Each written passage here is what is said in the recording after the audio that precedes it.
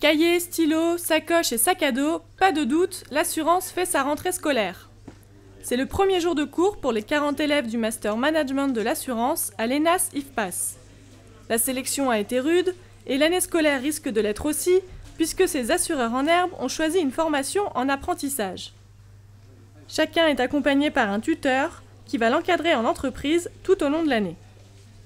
C'est que déjà j'étais apprenti dans mon cursus, donc c'était une expérience que j'avais trouvée enrichissante et on va dire que quelques années plus tard, j'ai souhaité pouvoir renvoyer l'ascenseur à notre apprenti. Donc ça c'est le premier point.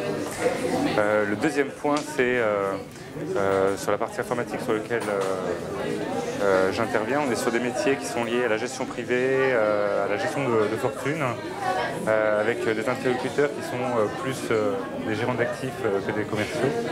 Et ça me semblait intéressant d'intégrer à l'équipe une personne qui, elle, est une formation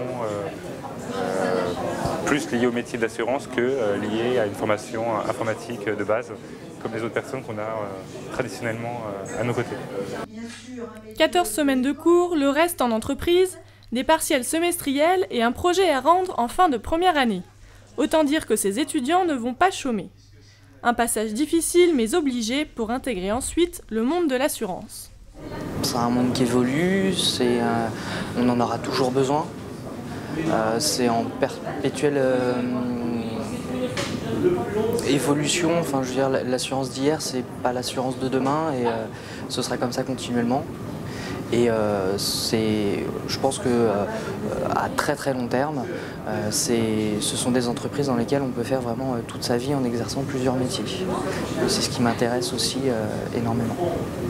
Les responsables du master disent dispenser à ces étudiants une formation généraliste sur tous les secteurs de l'assurance.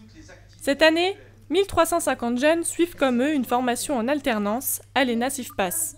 L'alternance, nous sommes sur un cycle d'apprentissage, donc nous évoquerons ce que nous appelons l'accompagnement de la